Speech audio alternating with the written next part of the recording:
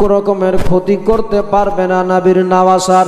তাদের মধ্যে থেকে মদিনার যে বিদ্রোহী দলের লোকেরা ছিল আমার নবীর নওয়াসাকে মারার জন্য যারা পরিকল্পনা নিয়েছিল, বাবারে রাতের অন্ধকারে রাতের আধারে তারা বসে সব আলোচনা করে সবাই মিলে অনেক লোকজন একসঙ্গে তারা চিন্তা করে কেমন করে মারা যাবে ইমাম হাসানকে, কেমন করে তার নিকটে পৌঁছা যাবে, কি করে যাওয়া যায় মাসাল নগরে। তাদের মধ্যে থেকে একজন দাঁড়িয়ে গেল, বলে হুজুর ওগো জাহাপানা, আপনি যদি আমার যাওয়ার পারমিশন দেন তাহলে আমি যাব। কেমনি করে পারবে মারতে? বলে জানেন না, একটা জিনিস মাথায় রাখবেন ভালোভাবে, তারাই যেতে পারবে নবীর নওয়াসার কাছে যাদের মুখে দাঁড়িয়ে আছে। এই দেখেন না আমার মুখে দাঁড়িয়ে আছে, আমি এখন পাঞ্জাবি পরে নিব, মাথায় টুপি লাগিয়ে নিব, পাক্কা নামাজি হয়ে যাব। পাক্কা নামাজির ভেষ নিয়ে, ইমানদারের ভেষ নিয়ে চলে যাব নবীর নওয়াসার কাছে। আপনারে বলে সবার বিষয়ে যারা বিদ্রোহী আছে তাদেরকে গালিগালাজ করা লাগবে, তার নিকটে গিয়ে আমারে একটু সমর্থন করতে হবে, নানা ধরনের কথা বলা লাগবে। সেই সময় বলেছিল পারবে পারবে, বলে হ্যাঁ আমার দ্বারা সম্ভব আছে। বলে তার বিনিময়ে আমি কি পাবো বলো? বলে তুমি আগে তারে দুনিয়া থেকে বিদায় করো, তারপরে সে আমাদের কাছে যা চাইবে তাই পেয়ে যাবে। ওই বেঈমান অর্থের লোভে, টাকার লোভে, দুনিয়াদারি পাবে বলে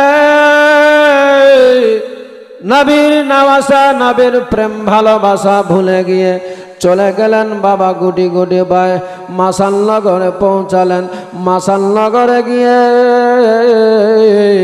ঘোড়ার উপরে দ্রুত গতিতে চলে গেলেন মাসাল নগরে, হাতে তসবি মাথায় টুপি নিয়ে গিয়ে সবার কাছে জিজ্ঞেস করে, ভাইরা তোমরা কি কেউ বলতে পারবে একটু আমার নবীর নওয়াসা কোথায় আছে? নবীর জানের জান কলেজার টুকরা সন্তান কোথায়? বলে তুমি কে গো, তোমার বাড়ি কোথায়? বলে ভাই রে আসলে আমি এসেছি মদিনা থেকে। কিছু মদিনার দুষ্টু বেঈমান আছে যারা আমার নবীর নওয়াসাকে মেরে দিতে চায়, দুনিয়া থেকে বিদায় করতে চায়, যার ফলে আমার নবীর নওয়াসা কোথায় আমারও জানা নাই রে ভাই। আমি সেই জন্য এসেছি তোমাদের নিকটে খবর নিতে। আসলে আমার নবীর নওয়াসা কি তোমাদের মাঝে, তোমাদের কাছে আছে? তারা বড্ড চালাক ছিল বাবা, কেউ বলে না, কেউ বলতে চায় না, কিন্তু শেষ পর্যন্ত ওই বেঈমান গাদ্দার বুঝে গেল সাধারণ মানুষের কাছে জানা যাবে না, মসজিদের মধ্যে গিয়ে পৌঁছাতে হবে। চলে গেল মসজিদে, দেখতে পাওয়া যায় একটা মুরব্বী বয়স্ক মানুষ মসজিদে বসে আছে তসবিহ জপে। ওই মুরব্বী মানুষের নিকটে এই লোকটা চলে গেল, বলে চাচা, ওগো চাচা বড় বিপদে পড়েছি গো চাচা। কি হয়েছে বাবা, কোন বিপদে পড়েছ?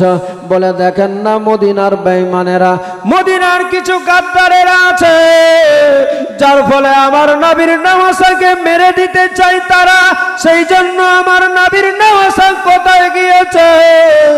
চাচা গো, ওগো চাচা জানি না আজ আমার নবীর নওয়াসা কয়েকদিন হয়ে গেল মদিনা ছেড়ে কোথায় চলে গেল, ভালো লাগে না, খাওয়া দাওয়া সব ছেড়ে দিয়েছি। চাচা গো একটু বলতে পারবেন আসলে আমার নবীর নওয়াসা কোথায় আছে? একটু তারে দেখতাম, তার কদমে গিয়ে পৌঁছাতাম, তারে দেখতে গেলে আমার নিজের ইমানটা তাজা হয়ে যেত, নিজেকে ধন্য মনে করতাম। ওই মুরব্বী মানুষটার অন্তরে মায়া হয়ে গেল, দয়া হয়ে গেল।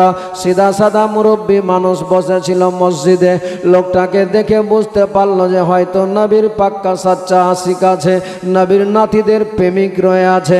এই মনে করে বাবা অন্তরে মায়া হয়ে যাওয়ার কারণে, দয়া হয়ে যাওয়ার কারণে ওই বলে দিলেন আমার নবীর নওয়াসার পরিচয় ঠিকানা দিয়ে দিল। হ্যাঁ বাবু রে, আজ গত কয়েকদিন হয়ে গেল আমাদের মাঝে নবীর নওয়াসা দুই ভাই মিলে এসে উপস্থিত হয়ে আছে। হ্যাঁ, তোমাদের কাছে আছে? হ্যাঁ বাবা, চাচা কোথায় আছে একটু বলুন চাচা, যাব তার কাছে। চাচা, নবীর নওয়াসাকে না দেখলে প্রাণ ঠান্ডা হবে না, ভালো লাগবে না, একটু বলেন। বলে দিলেন, চলে গেলেন নবীর নওয়াসার নিকটে। বলে হুজুর আকা গো, আপনার গোলাম এসেছি আপনার কদমে। আমার নবীর নওয়াসা বললেন, কে গো তুমি, বাড়ি কোথায়, কত দূর থেকে এসেছো? ইমাম হাসান যেমনি জিজ্ঞেস করে বলে, হুজুর আকা আমার বাড়ি মদিনায়, কেন এখানে এসেছো ভাই? বলে হুজুর গো, কিছু বেঈমানদের কারণে, যারা আপনারে মেরে দিতে চায়, যাদের কারণে আপনি মদিনা ছেড়ে এই জায়গায় এসে পৌঁছেছেন, আপনারে দেখতে পাই না, আমারে ভালো লাগে না, সব কিছু ত্যাগ দিয়ে বিবি বাচ্চা ছেলে মেয়েদেরকে ছেড়ে চলে এসেছি আপনার নিকটে। হুজুর একটু আপনার পাশে আমারে থাকার সুযোগ দেন, আপনার কদমে আপনার খিদমত করার একটু সুযোগ দেন। যদি দিয়ে দেন তাহলে নিজের জীবন ধন্য হয়ে যাবে। আমার নবীর নওয়াসার অন্তরে মায়া হয়ে গেল, দয়া হয়ে গেল।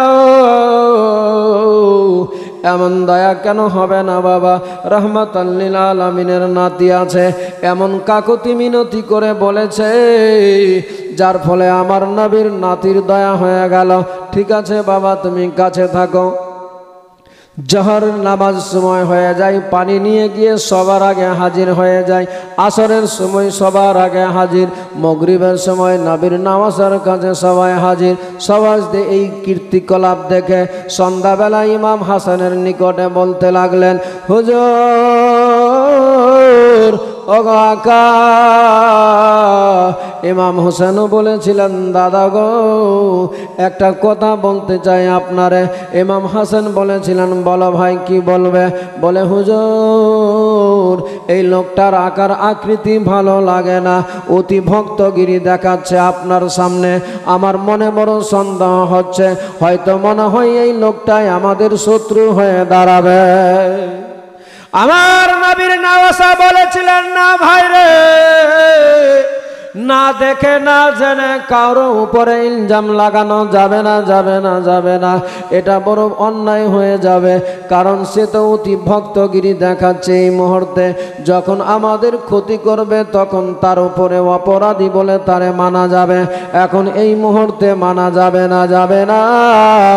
ছেড়ে দাও তারে, তোমরা কেউ কিছু বলো না। তবে তোমাদের যদি এতই সন্দেহ মনে হয় তাহলে তোমরা নিজের নজরে রাখবে, নিজের চোখে রাখবে, যেন সে কোনো আমাদের বড় ধরনের ক্ষতি না করে দেয়। এটা আমার হাসান বলে দিলেন। তোমার ক্লাস চলছে, বলে দেখো যেন কোনো রকমের ক্ষতি না করে। বুঝতে অসুবিধা হচ্ছে? কিন্তু বাবা এও কিন্তু সুযোগে ছিলেন, কখন পাওয়া যাবে, কখন মারা যায়, সময় কেটে যায়। দেখতে দেখতে দেখতে দেখতে দেখতে দেখতে দেখতে দেখতে একদিন সময় পেয়ে গেল। কারণ এই অপেক্ষায় ছিল, যেমনি হোক যে করে হোক আমাকে মারতেই হবে। নবীর নওয়াসা ইমাম হাসান নামাজে দাঁড় হয়ে গেলেন। বারাদার মুসলমান বাবাজি ভাইরা ও আমার মায়েরা শুনে যান, রাত্রিবেলা আমার নবীর নওয়াসা এশার নামাজ আদায় করার জন্য দাঁড়িয়েছে। এই বেঈমান, এই গাদ্দার আমার নবীর নওয়াসাকে মারবেন বলে একটু দেরিতে ওযু করে, কারণ জামাতে যদি দান হয়ে যায় তাহলে মারা যাবে না।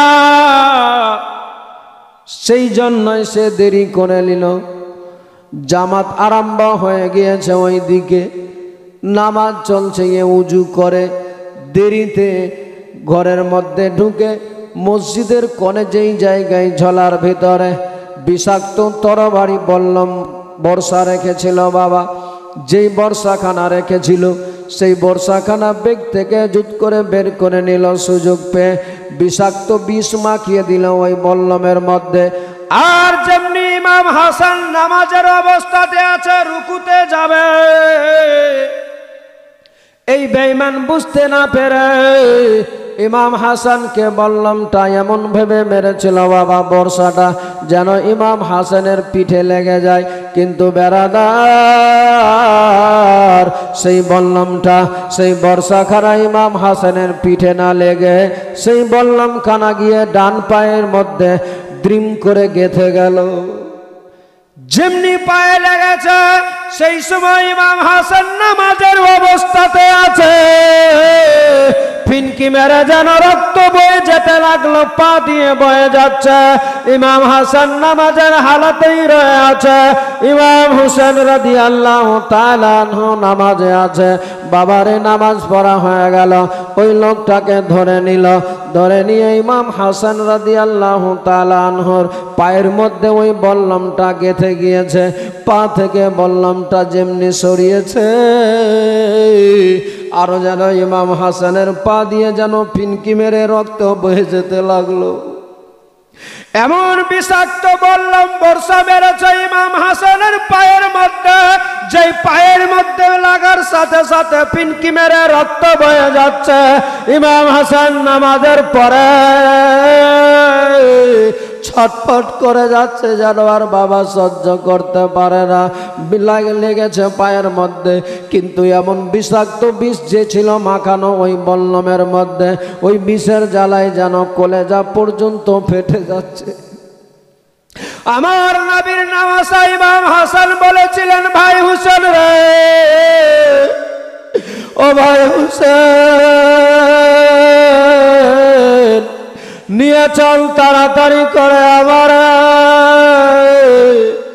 নচেত আমি আর বাঁচবো না রে ভাই, এক্ষুনি আমার দুনিয়া ছাড়তে হবে, এক্ষুনি আমার মরে যেতে হবে, আর বাঁচা হবে না বাইরে।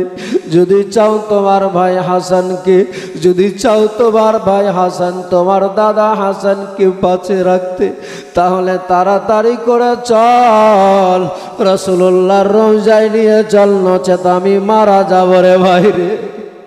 এই বিষ কিউ না এমন বিষ আমার তরবারির মধ্যে মাখা ছিল ভাই হুসেন, যে বিষের জ্বালায় জানো সব আমার কলেজা পর্যন্ত পেটে যাচ্ছে রে ভাই হুসেন। সেই সময় হুসেন বলেছিলেন, দাদা আমি আপনারে বলেছিলাম এই লোকটা সুবিধাজনক লাগে না, লাগে না, আজকে দেখেন কত বড় সর্বনাশ করে দিল। আমার হাসান আকা বলতে লাগলেন, ভাই হুসেন তারে কিছু বলবে না, এখন মারবে না, আমি যদি মারা যাই তবে তোমরা তারে আঘাত করবে, এখন তারে তোমরা ধরে রাখো, আপাতত আগে আমারে তোমরা রাসূলুল্লাহর রওজায় নিয়ে চলো। দেখতে দেখতে বাবা আমার নবীর নওয়াসার ডান পাটা যেন ফুলে গেল বাবারে, বিষের জ্বালায় এমন বিষাক্ত বিষ মাখানো ছিল তরবারিতে, পাটা যেন ফুলে গেল। একটা দিন কাটতে না কাটতে যেন পায়ের মধ্যে যেন পূজারম্ভ শুরু হয়ে গেল। আমার নবীর নওয়াসা ইমাম হাসানকে নিয়ে ঘোড়ার উপরে চেপে দ্রুত গতিতে ছুটতে লাগলো মদিনার দিকে, ছুটে যাচ্ছে বাবারে, যেই করে হোক না কেন মদিনায় যেতে হবে। আমার দাদার কাছে, আমার রাসূলুল্লাহ, আমার নানুর কাছে, আমার নানুর রওজার পাশে, আমার নানুর কাছে নিয়ে যদি যাই তাহলে হয়তো আমার দাদারে আমি বাঁচিয়ে নিতে পারবো, নচেত হয়তো আমার দাদাকে আর বাঁচাতে পারবো না। এই মনের বাসনা নিয়ে আশা নিয়ে দৌড়াতে দৌড়াতে ঘোড়ার উপরে চেপে দ্রুত গতিতে পৌঁছে গেলেন মদিনাতে। মদিনায় যেমনি পৌঁছেছে রাসূলুল্লাহর রওজায় গিয়ে বলে, নানা ওগো নানা, আমরা কোনো অপরাধ করি নাই গো নানা,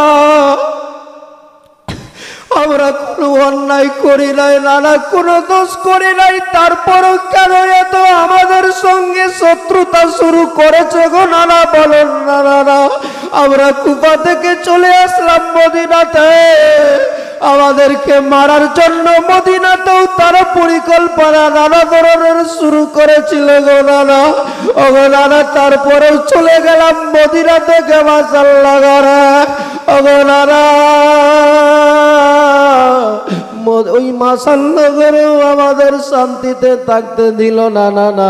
দেখুন না আপনার নামাজা আপনার নাতিকে কি যেন বিষাক্ত এমন তরবারি মেরেছে, যেই বললামে বিষ লাগানো ছিল নানা গো। এই বিষাক্ত তোর বললামের বিষের জ্বালাতে আমার দাদার পাটা ফুলে গিয়েছে, পুজ হয়ে গেল। আর বাঁচবে না হয়তো। আমার রাসূলুল্লাহর রওজায় অজুর নয়নে কেঁদে কেঁদে মাটি নিয়ে ইমাম হাসানের পায়ের মধ্যে লাগাচ্ছে আর বলে নানা, তুমি ছাড়া আমাদের অন্য কোনো বাঁচার বিকল্প রাস্তা নাই। ওগো নানা, একটু দয়া করো, মায়া করো, যেন আমার দাদা বেঁচে যায়, যেন আমার দাদার কিছু না হয় নানা। ওগো নানা, আমার দাদার যদি কিছু হয়ে যায় তাহলে আমি একা হয়ে যাব, আমার কোমর ভেঙে যাবে নানা। তুমি চলে গেলে, মা চলে গেল, বাবা চলে গেল, আমাদের ছেড়ে আমি একা। এখন আমার দাদা আমার পাশে। ওগো নানা গো, আমার যদি এখন আমার দাদার কিছু হয়ে গেলে আমি কি করব? আমি কেমনি করে জীবন যাপন কাটাবো? ওগো নানা, আমি একা হয়ে যাব। ওগো নানা, একটু দয়া করো নানা। আল্লাহর হুকুমে আমার নবীর নামাজার ব্যথা তো কমে গেল বাবা, বিষের জ্বালা তো কমে গেল, কিন্তু পাটা এত ফুলে গিয়েছিল, এমন ফুলে গেল বাবা, প্রচণ্ড যেন পচে যাচ্ছে পাটা, যেন পুঁজগুলো বের হচ্ছে পা থেকে, এত মাছি পোকা যেন বসতে লাগলো। মাছি দেখে আমার নবীর নওয়াসা হোসেন বলেছিলেন, দাদা দাদা গো, এখানে রাসূলুল্লাহর রওজা শরীফে এমনি করে হয়তো আমাদের টাকা ঠিক হবে না গো দাদা। ও দাদা, আপনার সব জানা আছে আল্লাহর ৭০,০০০ ফেরেশতা দিনে আছে। ওগো দাদা,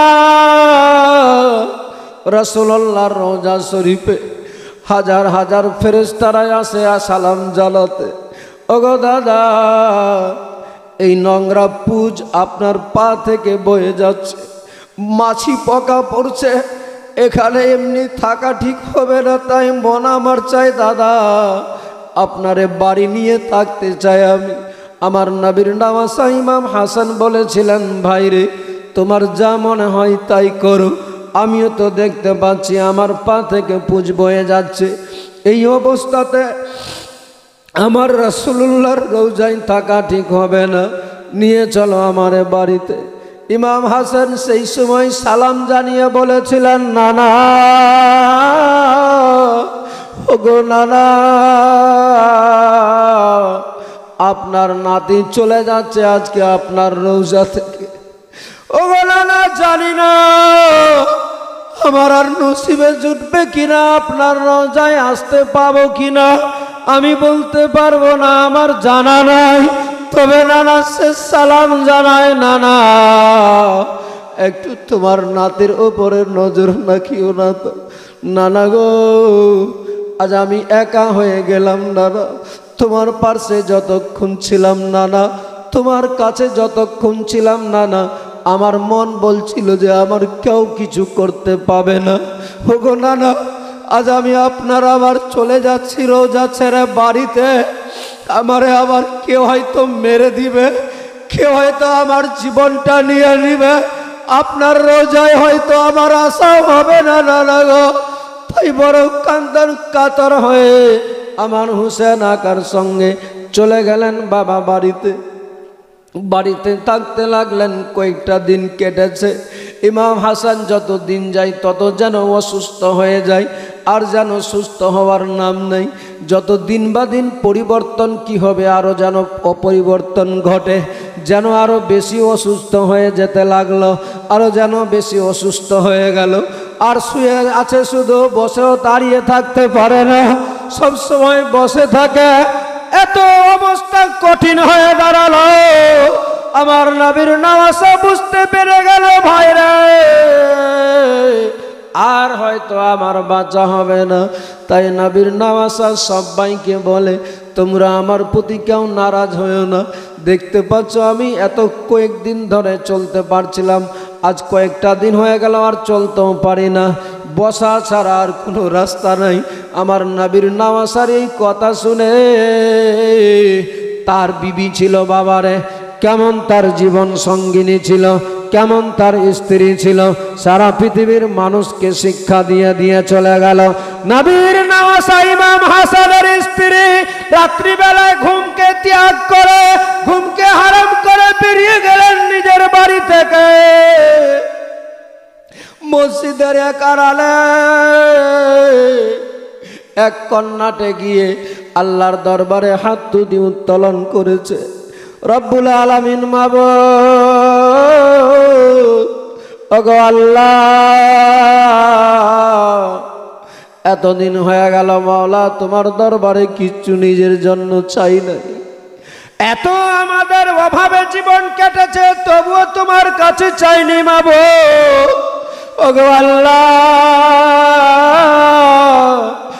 আজ একটা শুধু জিনিস চাই তোমার কাছে মাওলা, অসম্ভব বলে কিচ্ছু নাই তোমার দরবারে, তুমি সব সম্ভব করতে পারো মাওলা, তোমার দরবারে কিছুরও কমি নাই। আমার স্বামীটা বড় অসুস্থ, ওগো রব্বুল আলামিন, কে যেন আমার স্বামীরে আঘাত করেছে, বিষাক্ত তরবারি মারার কারণে অসুস্থ হয়ে পড়ে আছে। আজ আমার স্বামী আর উঠতেও পারে না, দাঁড়াতেও পারে না। মাওলা দয়া করে মেহেরবানি করে আমার স্বামীকে একটু সুস্থ করে দাও মাওলা। এই অঝুর নয়নে স্বামীর জন্য কাঁদে, কিন্তু বাবারে জাহেদার জানা ছিল না যে আজকে আমার স্বামীর জীবনের শেষ রাতটা হয়ে যাবে, আমার স্বামী শেষ হয়ে যাবে, দুনিয়া থেকে বিদায় হয়ে চলে যাবে, আমাদেরকে ফাঁকি দিয়ে চলে যাবে আমার স্বামী চিরতরে। আমার স্বামীকে কে যেন আজকে রাতের আধারে, রাতের অন্ধকারে কে বিষ দিয়ে চলে যাবে জানা ছিল না, যার ফলে নিজের স্বামীকে ঘরে রেখে দরওয়াজাটার শিকলটাকে টেনে অঝুর নয়নে খোদার দরবারে কান্না করে স্বামীর ভালো চাই বলে। আর ওই দিকে বাবারে কে যেন বিষ দিয়ে চলে গেল। যেই কলসিটা রেখেছিল ওই ইমাম হাসানের ঘরের মধ্যে মা জাহেদা কাপড়টাকে লেপটিয়ে দিয়ে কাপড়টাকে ভালোভাবে বেঁধে দিয়েছিল। ওই বেঈমানেরা কে যেন কার চক্রান্তে এমন ভাবে দিয়ে দিয়ে চলে গেল বাবারে। আমার নবীর নওয়াজা ইমাম হাসান ঘুমাচ্ছে, একটু আরাম করতে আছে, হঠাৎ করে ফজরের নামাজের সময় হতে যাচ্ছে, সেই সময় কে যেন ঘরের ভিতরে ঢুকে গেল, আর ঢুকে গিয়ে বিষাক্ত বিষ নিয়ে ওই কাপড়টার উপরে কলসিটাতে সরাইয়ের উপরে বিষটাকে দিলেন বাবারে ঘুষে। ঘুষে দেওয়ার পরে বিষটা মাখিয়ে দিয়ে যখন বেরিয়ে যাচ্ছেন ঘর থেকে, যেমনি ঘর থেকে বের হচ্ছে দরওয়াজাটা সেই সময় যেমনি একটু খুলেছে, টাচ হয়ে যাওয়ার কারণে ইমাম হাসানের চোখ খুলে গেল। যেমনি চোখ খুলেছে বাবারে, সঙ্গে সঙ্গে ইমাম হাসান যেন দেখতে পায় কে যেন বেরিয়ে চলে গেল,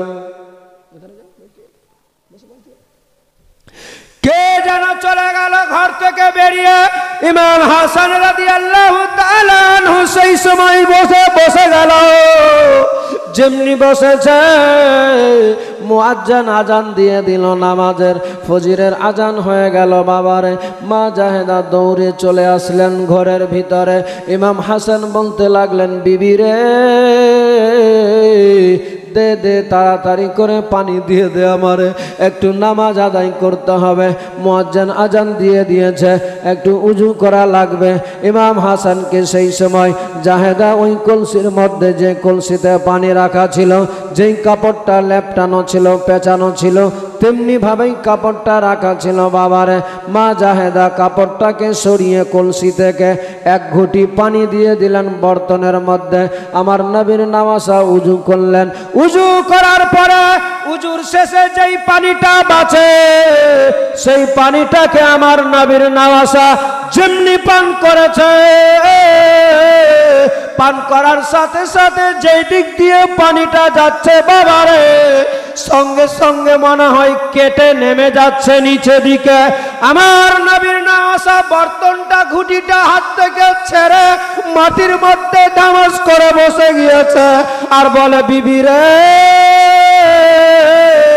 ও বিবি, বল বল বল, এই পানিতে কি এমন মাখা ছিল বিবি রে? বলে, ও গো স্বামী, কলসির মধ্যে পানি রাখা ছিল গো স্বামী, এই কলসি থেকে বর্তনে পানিটাতে দিলাম আপনারে আমি, কি এমন থাকবে ওই পানিতে?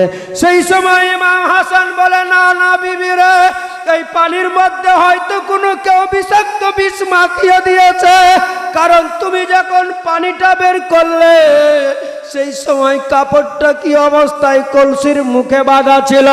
মা জাহেদা বলে, স্বামী গো, ও গো আমার মাথার তাজ, আমি যখন কলসি থেকে পানিটা নিলাম সেই সময় দেখলাম কাপড়টা লেপটানো আছে, কাপড়টা পেঁচানোই আছে। আমি শুধু পানিটা কাপড়টাকে খুলে কাপড়টা সরিয়ে আপনারে পানি দিয়েছি। সেই সময় বলে, বিবি রে, ওরে বিবি, হয়তো মনে হয় কেউ যেন বিষ দিয়ে চলে গিয়েছে, কারণ তুমি কি দরওয়াজা খুলেছিলে একটু আগে? আমার বিবি জাহেদা সেই সময় বলেন, ইমাম হাসানের স্ত্রী বলে, না গো স্বামী না, আমি দরওয়াজা খুলি নাই, আমি আপনার জন্য কাকুতি মিনতি করেছি, মাওলার দরবারে কাঁদছিলাম মসজিদের কোণে। ইমাম হাসান বলে, বিবি রে, কে তাহলে এসেছিল আমার ঘরে? কে তাহলে বিষ দিয়ে চলে গিয়েছে? ইমাম হাসান কথা বলতে বলতে যেন মুখ দিয়ে হঠাৎ করে ব্লিডিং রক্ত বেরিয়ে যাচ্ছে। ইমাম হাসানের মুখ দিয়ে আর রক্ত যেন বমি নাই, পানি নাই, রক্ত বেরিয়ে যায়। ইমাম হাসান বলে, বিবি রে, ওরে আমার জীবন সঙ্গিনী, আমার স্ত্রী, দেখো দেখো, কে যেন আমার বিছনা দিতে গেলে এমনি কেন হলো? দেখ দেখ, আমার মুখ দিয়ে রক্ত বেয়ে যায়, রক্ত যেন বেরিয়ে যাচ্ছে মুখ দিয়ে। ইমাম হাসান যেন চটপট করতে আরম্ভ করে দিল। তার ভানিজের সন্তান কলেজার টুকরা কাসিমকে বলে, বেটারে, যা যা তাড়াতাড়ি করে তোর চাচারে ডাক, তোর চাচারে একবার নিয়ে আই পাশে, তাড়াতাড়ি করে তোমার চাচাকে ডাকো। ইমাম হাসানের ছেলে কাসিম দৌড়াতে দৌড়াতে ছুটে যাচ্ছেন ওই দিকে, পাশেই বাড়ি ছিল বাবা, চলে গেলেন দৌড়াতে দৌড়াতে, বলে, চাচা গো, ওগো চাচা, তাড়াতাড়ি করে দরওয়াজা খুলেন। আমার নবীর নওয়াসা হোসেন আওয়াজটা শুনে বুঝতে পেরে গেল কাসিম আমার ভাতুষপুত্র এসে গিয়েছে। কি হয়েছে বেটা, হঠাৎ করে তুমি? বলে, ওগো চাচা, বলা যাবে না গো চাচা, তাড়াতাড়ি করে চলে, আমি আমার বাবাকে যেই অবস্থাতে দেখে এসেছি গো চাচা, এখন আমার আব্বার অবস্থা কি আছে আমি জানি না, তবে চাচা আমি দেখে আসলাম আমার আব্বার মুখ দিয়ে রক্ত ব্লিডিং হচ্ছে গো চাচা, হয়তো আমার আব্বা আর বাঁচবে না, মারা যাবে। ওগো চাচা, তাড়াতাড়ি করে চলেন, আপনি তাড়াতাড়ি করে চলেন, হয়তো আমার আব্বা বাঁচবে না আর মারা যাবে চাচা গো। যেমনি এই কথা বলেছে বাবারে, বলার সাথে সাথে আমার নবীর নওয়াসা ইমাম হুসেন রাদিয়াল্লাহু তাআলা আনহু চট করে বেরিয়ে গেলেন। বাড়িতে গিয়ে যেন দেখছে মা জাইনাব ইমাম হাসানের বোন একটা বড় গামলা নিয়েছে। আমার নবীর নওয়াসা ইমাম হাসানের সামনে গামলা বর্তনটা রেখেছে। দেখতে পাওয়া যায় নবীর নওয়াসা ইমাম হাসানের মুখ দিয়ে রক্তের সাথে সাথে মাংস কেটে ভিতরের কলেজা ফেফড়া পর্যন্ত কেটে কেটে যেন বয়ে যাচ্ছে। আমার ইমাম হাসান আর যেন কথাও বলতে পারে না, আর যেন কোনো আওয়াজ আসে না, শুধু ইশারা দিয়ে বলে, বোন রে, ও ভাই হুসেন, আমি আর বাঁচবো না, মারা যাব বাইরে, এক্ষুনি হয়তো দুনিয়া ছেড়ে চলে যাব, এক্ষুনি হয়তো মারা যাব। ইমাম হোসেন সেই সময় ইমাম হাসান নিজের দাদাকে জড়িয়ে ধরে বলতে লাগলেন, দাদা আপনার কিছু হতে দিব না, আমার দেহে যতক্ষণ পর্যন্ত রক্ত মাংস আছে দাদা, ও গো দাদা গো, আপনার কিছু ক্ষতি হতে দিব না দাদা, আপনারে এখনই নিয়ে যাব রাসূলুল্লাহর দরবারে, আমার নানার রওজা শরীফে। আমার নবীর নওয়াসা হুসেন যেমনি এই কথা বলে সবাই হাউমাউ করে কেঁদে যাচ্ছে। সবার কান্না দেখে আমার নবীর নওয়াসা ইমাম হাসান বলেছিলেন, ভাই হুসেন, ও ভাই হুসেন, আর কোনো লাভ হবে না, লাভ হবে না, নিয়ে গিয়ে আর আমারে নিয়ে যাওয়া হবে না, আর আমারে নিয়ে গিয়ে কোনো লাভ হবে না ভাই রে। এই দেখতে পাচ্ছ আবার কি অবস্থা হয়ে গিয়েছে, এখন তুমি নিজের চোখে দেখতে পাচ্ছ, এই অবস্থাতে আমারে কেমনি করে নিয়ে যাবে ভাই রে।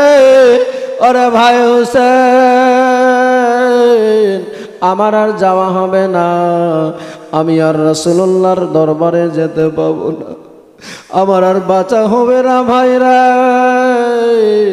এই দেখতে পাচ্ছ আমার অবস্থা এমন হয়ে গেল, হয়তো আমি এক্ষুনি মারা যাব, এক্ষুনি দুনিয়া থেকে বিদায় হয়ে যাব।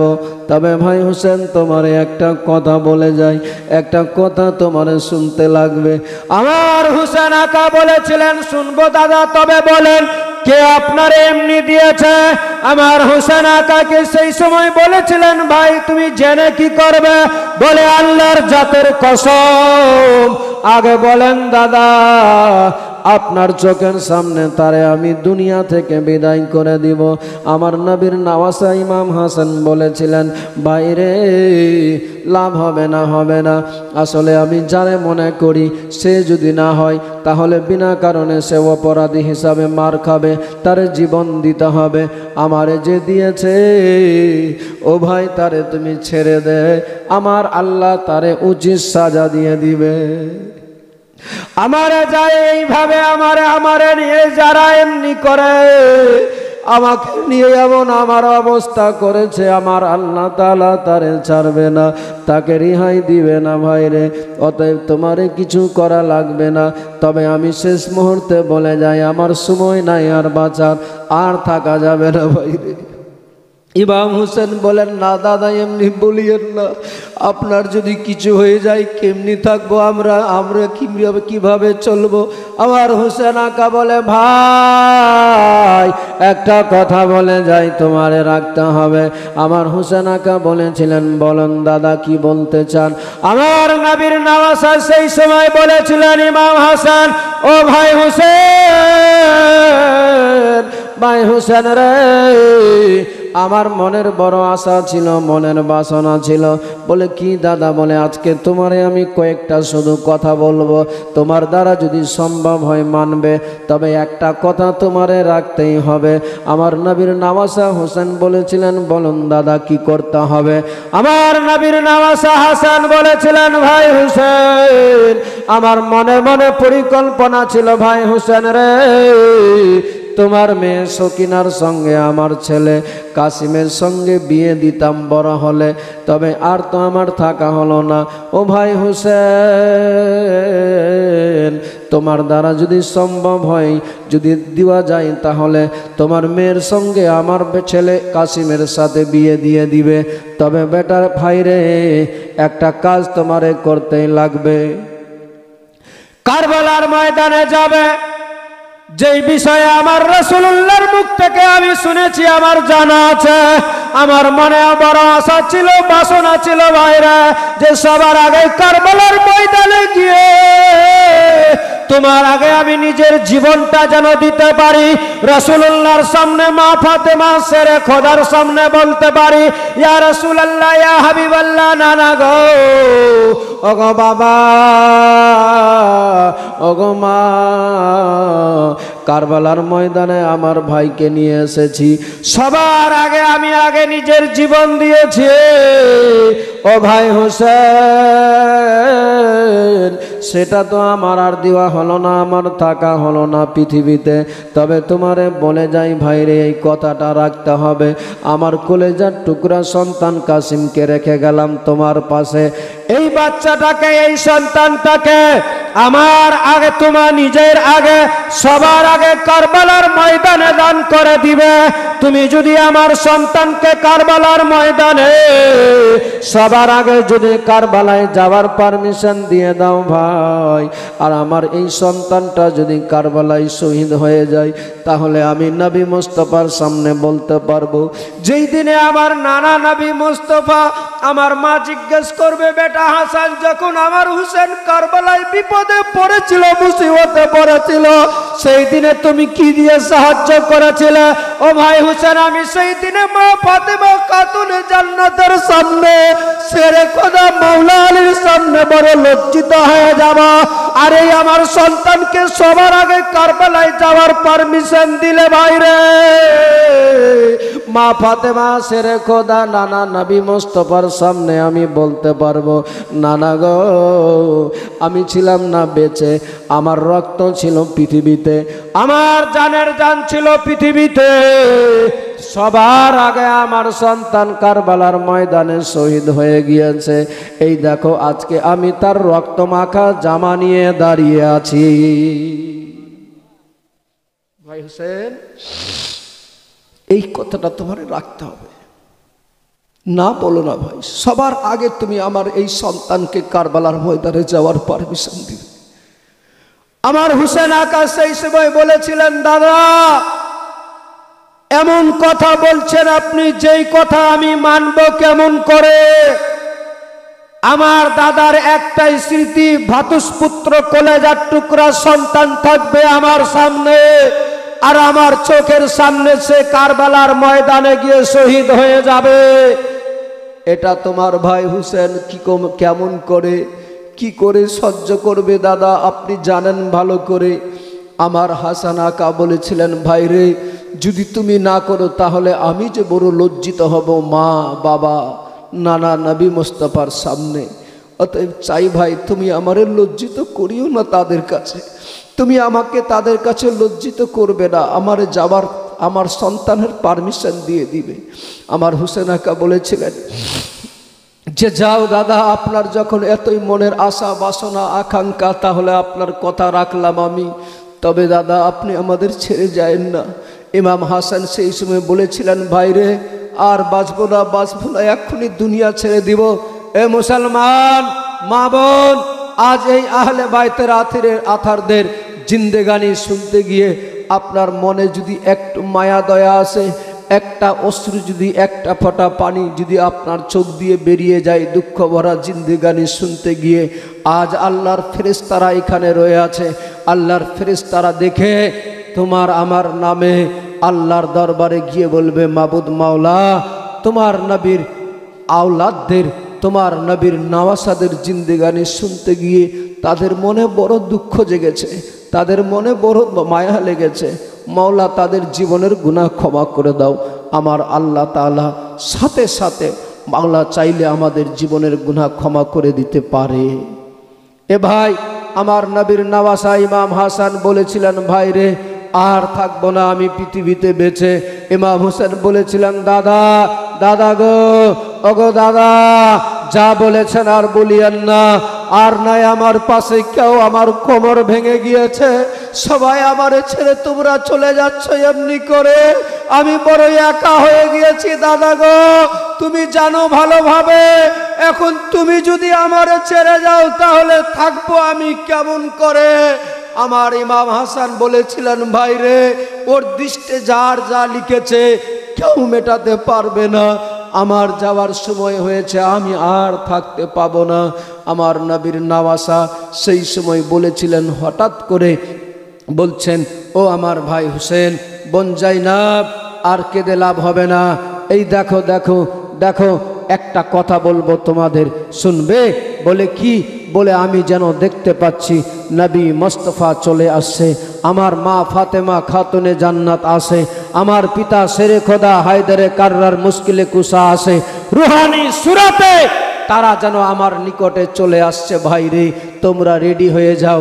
কিসের জন্য রেডি হতে বলছে? আমার নবীর নওয়াসা দুনিয়া ছাড়ছে, তারপরেও শেষ আদব কারে বলে, ভালোবাসা কারে বলে, সম্মান কারে বলে, পৃথিবীর মানুষকে বুঝাবে। যার ফলে আমার নবীর নওয়াসা নিজের ভাই হুসেনকে বলছে, ভাই রেডি হয়ে যাও। এই দেখতে পাই আমার নবী মুস্তাফা যেন চলে আসছে, আমার মা, তোমার মা ফাতেমা খাতুনে জান্নাত যেন আসছে, আমার বাবা, তোমার বাবা শেরে খোদা মাওলা যেন চলে আসছে। তোমরা সবাই রেডি হয়ে যাও। কি বলেছিলেন আমার নবীর নওয়াসা জানের জান, যে এমন তারা রেডি হতে বলছিলেন কেন, আর কি বলেছিলেন এমন সবার সামনে বলবো আপনাদের কাছে। তার আগে একটু আপনাদেরকেও আমি রেডি দেখতে চাই। নবীর সেই আহলে বাইতদের ভালোবাসা, পাঁচ পাঞ্জাতনের নামে পাঁচটা আল্লাহর বান্দাকে শুধু দেখতে চাই। সেই নবীর প্রেম ভালোবাসা অন্তরে নিয়ে 500টা করে টাকা পারবেন দিতে? আহলে বাইতের প্রেম ভক্তি ভালোবাসা অন্তরে রেখে মুক্ত হস্তে খোদার রাহে 500টা করে টাকা পারবেন না দিতে? আল্লাহ আপনার অভাব রাখবে না। এমন 500 টাকা, 5000, 10,000 অনেক জীবনে রোজগার করেছেন, অনেক দান করেছেন। আজ এই আহলে বাইতে আথারের নবীর প্রেম ভালোবাসা, নবীর নওয়াসাদের প্রেম ভালোবাসা অন্তরে রেখে, কি নাম ভাই? রাজু শেখ? হ্যাঁ, রাজু, কাজু না রাজু? রাজু, মাশাআল্লাহ। নারে তাকবীর একটু বলা যাবে না? তাকবীর দিলে গুনাহ হবে না নেকি হবে? নেকি হবে। নারে তাকবীর, নারে রিসালাত, নারে হায়দারি। রাজু ভাই আমার 500 টাকা মুক্ত হস্তে করেছে দান। আল্লাহ যেন তার পুরা করে দেয় মনের আরমান। একজন হয়েছে, আর একটা বান্দা হবে কেউ? মা বোন আপনাদের মাঝে হবে 100-200 করে যতটা পারবেন। তবে আমি একটু দেখতে চাই আমার মা বোনদের মাঝে 5 জন আল্লাহর বান্দি, 5টা বাপের যোগ্য বেটি, 5টা মায়ের যোগ্য বেটি 500টা করে টাকা দিয়ে আজ প্রমাণ করে দিতে হবে যে আহলে বাইতে আথারদের প্রতি কেমন প্রেম ভালোবাসা দেখাতে হবে। একটু পারবেন মুক্ত হস্তে? কি নাম? Mamluk Sheikh, Mamluk Sheikh. সুবহানাল্লাহ, নারে তাকবীর, নারে রিসালাত। মামলুক শেখ ভাই আমার 500 টাকা মুক্ত হস্তে করেছেন দান। মাওলা তাআলা পৃথিবীতে বাড়িয়ে দিও তার মান সম্মান। মাবুদ তার আত্মীয় স্বজনদের নামে জান্নাতের মধ্যে করে দিও স্থান, দিও জান্নাতি হাওয়া, জান্নাতি মেওয়া, জান্নাতি খাওয়া। আল্লাহ যেন তার জীবনের গুনাহকে ক্ষমা করে দেয়। সকলে মিলে বলুন আল্লাহুম্মা আমিন। 2 জন হয়ে গিয়েছে, আর 3টা আল্লাহর বান্দা হবে না? 500টা করে টাকা, হাত হবে না ফাঁকা। মাওলা তাআলা আপনাদের নামে জান্নাতের গেটকে করে দিবেন ফাঁকা, আপনার জীবনের আশা বাসনা পূর্ণ করে দিবে। কত আপনার বিপদ আছে দেখেন একবার। আহলে বাইতের প্রেম ভালোবাসা অন্তরে রেখে মুক্ত হস্তে দান করে আল্লাহ তাআলা আপনার সব মনস্কামনা পূর্ণ করে দিবে। দেখতে চাই এতগুলো বাবা ভাইদের মাঝে জীবনে অনেক দান করেছেন, আহলে বাইতের ভালোবাসা একবার দান করে দেখেন কি পাওয়া যায়। কি নাম ভাই? জরিফ শেখ। সুবহানাল্লাহ, নারে তাকবীর, নারে রিসালাত। জরিফ শেখ ভাই আমার, তিনিও 500 টাকা দান করেছে। মাওলা তার দানকে কবুল করে নিও, মাওলা তার মনস্কামনাকে পূর্ণ করে দিও, তার মনের আশা বাসনাকে তুমি পূর্ণ করে দিও। আমিন, জাযাকাল্লাহু ফিদ দারাইন। সুবহানাল্লাহ।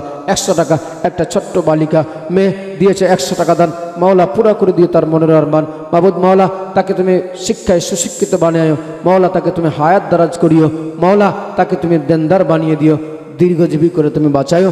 আমিন, জাযাকাল্লাহু ফিদ দারাইন। 3 জন আল্লাহর বান্দা, 3 জন হয়ে গেছে না? হ্যাঁ, 3 জন হয়ে গেছে। আর 2 জন ব্যক্তি দেখতে চাই। আমি চেয়েছিলাম মা বোনদের কাছে 5টা আল্লাহর বান্দিকে এখন নাই কাল দিবেন, কাল হবে না পরশু দিবেন, কোনো দিন দিয়ে দিবেন। 500 করে টাকা চেয়েছি, বেশি চাইনি আপনাদের কাছে। আল্লাহ যেন প্রত্যেকের মনের আশা বাসনা পূর্ণ করে। একটু খালি শুধু দেখতে চেয়েছি, জাস্ট ভালোবাসা, প্রেম ভালোবাসা আহলে বাইতে আতহারদের যে জিন্দেগানি জীবন কাহিনী আয়োজন করা হয়েছে, আজকে তাকে ডেকে আমার নবীজির সঙ্গে দাঁড়িয়ে চাদরের মধ্যে ভরে দোয়া করছেন। কি?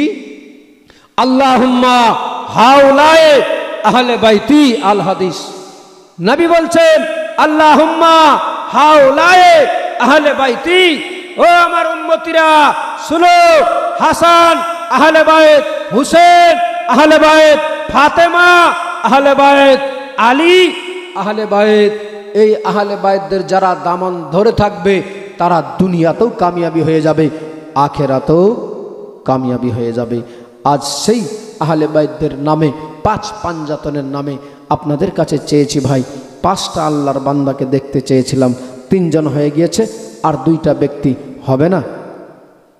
2 জন আল্লাহর বান্দা হবে না?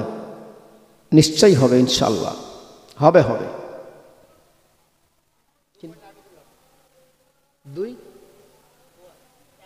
1000 টাকা, মাশাআল্লাহ। কি নাম? বগদার হোসেন। নারে তাকবীর, নারে রিসালাত, নারে হায়দারি। বগদার হোসেন ভাই আমার 1000 টাকা দান করে দিয়েছে।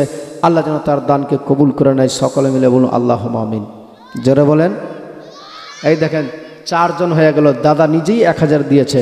তারপরেও আমি চাচ্ছি চতুর্থ ওই 5ম ব্যক্তি যদি চাই যে আমিও তাই সেই 5 পাঞ্জাতনের নামে 500 টাকা আমিও দিয়ে সামিল হয়ে যেতে পারি, কেউ হবে? একজন ভাগ্যবান, একটা বাপের যোগ্য সন্তান, একটা মায়ের যোগ্য বেটা, একটা মায়ের যোগ্য বেটা, একজন কেউ হবে যে আমিও চাই দিতে আহলে বাইতে আতহারের নামে? একটা বাপের যোগ্য বেটাকে দেখবো আজকে এই জান্নাতি বাগানে। মাশাআল্লাহ চলে এসেছে ছুটে। তার আগে দেখবো আমার মা বোনদের মাঝে হবে কেউ? মাশাআল্লাহ। কি নাম ভাই? উসমান গনি। যে আমার নবীর সাহাবী ছিলেন উসমান গনি, যিনি ছিলেন সব থেকে বিশ্বের মধ্যে ধনী।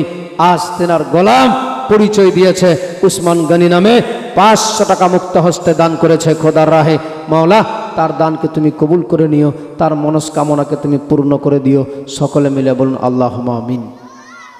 এই বাবা ভাই, আমার বাবা ভাইদের মধ্যে 5 জন চেয়েছি, 5 জনই হয়ে গিয়েছে, কিন্তু আমার মা বোনদের পক্ষ থেকে আসলো না। আপনাদের কি অভাব আছে? বিড়ি বানা টাকা এত করছেন কি গো? বাপরে, সপ্তাহ গেলেই তো, হাফতা গেলেই তো কত করে? মোটামুটি প্রায় 1000, 1500, 2000 টাকা তুলে দিল না?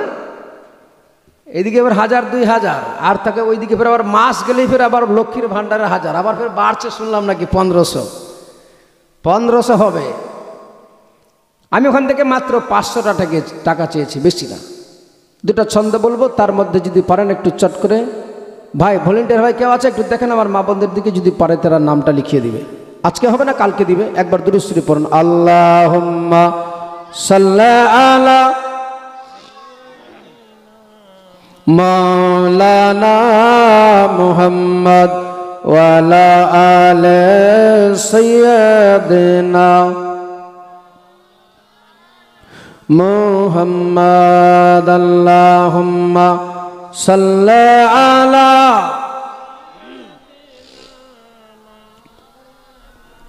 মুহাম্মদ ওয়া আলা আলি সাইয়্যিদিনা।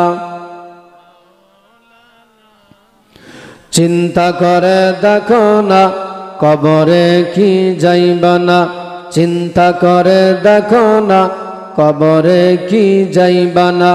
যেই কবরে নবী ছাড়া আপন কাহ থাকবে না, যেই কবরে নবী ছাড়া আমল, নবী ছাড়া আপন কাহ থাকবে না। যেই কবরে আমল ছাড়া আপন কাহ থাকবে না। চিন্তা করে দেখো না কবরে কি যাইবা না। একবার সুবহানাল্লাহ। 2 জন আমার মা বোনদের পক্ষ থেকে 2টা বাপের যোগ্য বেটি, মায়ের যোগ্য বেটি ছিল বসে 500 করে 1000 টাকা দান পাঠিয়েছে। আর মাত্র কয়টা লাগবে? 3টা লাগবে। ইনশাআল্লাহ পূর্ণ হবে। ছন্দটা বলতে বলতেই কবরের কথা মনে করে, কবরকে স্মরণ করে যদি পারেন মুক্ত হস্তে পাঠাবেন 500 টাকা করে টাকা একটু খোদার রাহে। আল্লাহ তাআলা আপনার মনস্কামনা পূর্ণ করে দিবে। কবি বলছেন চিন্তা করে দেখো না কবরে কি যাইবা না, যেই কবরে নবী ছাড়া আপন কেহ থাকবে না, যেই কবরে আমল ছাড়া আপন কেহ থাকবে না। চিন্তা করে দেখো না কবরে কি যাইবা না, চিন্তা করে দেখো না কবরে কি যাইবা না। এ দুনিয়া ছাড়িয়া যাবে কোথায় ভাগিয়া, এ দুনিয়া ছাড়িয়া যাবে কোথায় ভাগিয়া, এ দুনিয়া ছাড়িয়া যাবে কোথায় ভাগিয়া। মরণ তোমায় লইবে ঘিরে, মরণ তোমায় লইবে ঘিরে, যতই করো বাহানা। মরণ তোমায় লইবে ঘিরে, যতই করো বাহানা। চিন্তা করে দেখো না কবরে কি যাইবা না, যেই কবরে নবী ছাড়া আপন কাহ থাকবে না, যেই কবরে আমল ছাড়া আপন কাহ থাকবে না। চিন্তা করে দেখো না কবরে কি যাইবা না, চিন্তা করে দেখো না কবরে কি যাইবা না। এ দুনিয়ায় সবই পর, কবর যে তোর আসল ঘর, এ দুনিয়ায় সবই পর, কবর যে তোর আসল ঘর। কেমনি সেথায় থাকবে শুয়ে, কেমনি সেথায় থাকবে শুয়ে, কেমনি সেথায় থাকবে শুয়ে, শুধুই মাটির বিছানা। কেমনে সেথায় থাকবে শুয়ে, শুধুই মাটির বিছানা। চিন্তা করে দেখো না কবরে কি যাইবা না, যেই কবরে নবী ছাড়া আপন কাহ থাকবে না, যেই কবরে নবী ছাড়া আপন কাহ থাকবে না। চিন্তা করে দেখো না কবরে কি যাইবা না, চিন্তা করে দেখো না কবরে কি যাইবা না। যেই কবরে নবী ছাড়া আপন কাহ থাকবে না, যেই কবরে আমল ছাড়া আপন কাহ থাকবে না। চিন্তা করে দেখো না কবরে কি যাইবা না। আর তিনটা হবে না? হ্যাঁ, ইয়া আল্লাহ। আচ্ছা আজকে হবে না, পরে দিবেন কি আছে, কিন্তু আচ্ছা নামটা তো লিখিয়ে দেন।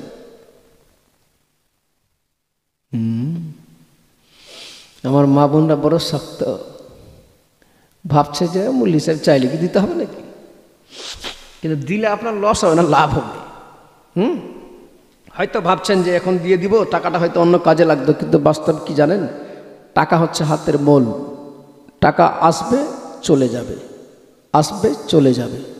কিন্তু আপনি এখানে একটা এমন সেভিংস করছেন, এমন অ্যাকাউন্টে টাকাটা দিচ্ছেন, আপনি চলে গেলেও আপনার ওই অ্যাকাউন্টে টাকাটার বদলা আপনি পেতেই থাকবেন। পৃথিবীতে মানুষ অনেক অ্যাকাউন্ট বানাচ্ছে না? কেউ SBI করছে, কেউ এক্সিস ব্যাংকে করছে, কেউ এলাহাবাদ ব্যাংকে করছে, কেউ ICICI ব্যাংকে করছে। কত রকমের অ্যাকাউন্ট এখন বেরিয়েছে। কিন্তু বলেন তো এই অ্যাকাউন্টটা কতক্ষণ বেঁচে আছেন? যতক্ষণ। চলে গেলেন, দুনিয়া ছাড়লেন, আপনার অ্যাকাউন্ট ক্লোজ হয়ে গেল, আপনার অ্যাকাউন্ট আর চলবে না। কিন্তু আমার মাওলা এমন একটা বান্দাদের জন্য এই দানের রাস্তা রেখেছে, যতদিন পৃথিবীতে মানুষ বেঁচে থাকবে দান করেছে, আমল নামায় তার নেকি দিতেই থাকবে, চলে যাওয়ার পরেও তার আমল নামায় নেকি লিখতেই থাকবে। অতএব আমাদেরকে সেই অ্যাকাউন্টে টাকা লাগাতে হবে, যেই অ্যাকাউন্টে লাগাতে গেলে কিয়ামতের সকাল পর্যন্ত আমার আপনার জন্য সাদগায়ে জারিয়া হয়ে যাবে। কে জানে যে ওই দানের বাদৌলতে আমার আল্লাহর যদি দয়া হয়ে যায়, মওলার যদি মায়া হয়ে যায়, তাহলে ওই দানের ওসিলাতে আমার আল্লাহ তাআলা আমাকে আপনাকে জান্নাত দিয়ে দিতে পারে। অতএব যখন আল্লাহ সুযোগ দিয়েছে, যখন আল্লাহ আমাদেরকে ধন দিয়েছে, তখন আমাদেরকে কিছু খোদার রাহে মুক্ত হস্তে দান করা লাগবে। আল্লাহ যেন সবাইকে তৌফিক দান করে। সকলে মিলে বলুন আল্লাহুম্মা আমিন। বলছিলাম আমার নবীর নওয়াসা, জানের জান, কলেজার টুকরা সন্তান, সেই সময় বলেছিলেন, ভাই হোসেন তোমরা রেডি হয়ে যাও। কেন? এই জন্যই বলেছিলেন আমার নবীর নামাসা ইমাম হোসেন দাঁড়িয়ে আছে, মা জাইনাব আছে, কাসিম আছে, সবাই সপরিবার মিলে হোসেন আকা লম্বা হয়ে পড়ে আছে, ইমাম হাসান আর যেন কথাও বলতে পারে না। সবাই দেখছেন ইমাম হাসানের দিকে, যেন মুখ দিয়ে রক্ত বয়ে বয়ে ব্লিডিং হয়ে যাওয়ার কারণে শরীরটা পুরো ক্লান্ত হয়ে পড়েছে, চোখগুলো আস্তে আস্তে বন্ধ হচ্ছে। ইমাম হাসান বলেছিলেন, ভাই রে, আমার নবী মুস্তফা সবাই চলে এসেছে আমাকে রিসিভ করতে, তাই তোমরা সবাই মিলে দেখেন। এরা দেখতে পাচ্ছে না, কিন্তু আমার নবীর নওয়াসা ইমাম হাসান দেখতে পেয়ে গেল, যার ফলে বলছেন, ভাই আর দেরি করো না, তাড়াতাড়ি করে আমার নবী মুস্তফাকে সালাম জানিয়ে দে। বলুন সুবহানাল্লাহ, মাশাআল্লাহ। কি নাম গো? আতাউর রহমান সাহেব। নারে তাকবীর, নারে রিসালাত, নারে হায়দারি। আতাউর রহমান সাহেব 1000 টাকা দান করেছে। মাওলা তার দানকে তুমি কবুল করে নিও, তার মনের আশা বাসনাকে তুমি পূর্ণ করে দিও। মাওলা তার আত্মীয় স্বজনকে কবরের আযাব থেকে রিহাই করে দিও, দিও জান্নাতি হাওয়া, জান্নাতি মেওয়া, জান্নাতি খাওয়া। মাওলা তার জানা অজানা, সাগিরা কাবিরা, গোপনে প্রকাশ্যে যাহা গুনাহ হয়েছে মাওলা তুমি সবই জানো। মাওলা তার জীবনের সমস্ত গুনাহ খাতাকে ক্ষমা করে দিও। মাওলা তার পেরেশানিকে তুমি দূরে সরিয়ে দিও, তার বাড়িতে তোমার রহমত বর্ষিত করিও। সকলে বলুন আল্লাহুম্মা আমিন। বাবাজি ভাই, লেডিসের মধ্যে আমার মা বোনদের মধ্যে আয়েশা খাতুন নামে এক আল্লাহর বান্দি ছিল এই জান্নাতি বাগানে। 500 টাকা তিনিও লিখিয়ে দিয়েছে। আল্লাহ মাওলা খুলেছে 500 টাকা নামে খাতা। মাওলা তাআলা তার জান্নাতির মধ্যে করে দিও, তার আত্মীয় স্বজনদের নামে জান্নাতের মধ্যে গেট করে দিও ফাঁকা। মাওলা তার জীবনের গুনাহ খাতাকে ক্ষমা করে দিও। মাওলা দিও জান্নাতি হাওয়া, জান্নাতি মেওয়া, জান্নাতি খাওয়া। মাওলা তাকে তুমি দীর্ঘজীবী করে বাঁচিয়ে রাখিও, পাঞ্জেগানা নামাজ আদায় করার তৌফিক দিও। সকলে বলুন আল্লাহুম্মা আমিন। যাক, 3 জন অলরেডি হয়ে গেল মনে হয় আমার মা বোনদের মধ্যেও 3 জন হয়ে গিয়েছে, তবে আর মাত্র 2 জন আল্লাহর বান্দি লাগবে। যদি পারেন বলতে বলতে, যদি পারেন পাঠাতে খুব ভালো হবে। আল্লাহ আপনার মনস্কামনা পূর্ণ করবে। বলছিলাম আমার নবীর নওয়াসা যেমনি বলেছে সঙ্গে সঙ্গে সালাম দিচ্ছে, আর দিতে দিতে ইন দ্য মিন টাইমে নবীর নওয়াসা ইমাম হাসান চিরতরে চোখ বন্ধ করে দিলেন। সকলে পড়ুন ইন্না লিল্লাহি ওয়া ইন্না ইলাইহি রাজিউন। নবীর নওয়াসা ইমাম হাসান রাদিয়াল্লাহু তাআলা আনহু যেমনি চিরতরে চোখ বন্ধ করে দিয়েছে, দুনিয়া ছেড়ে দিয়েছে, সবাই হাউমাউ করে কেঁদে যাচ্ছে।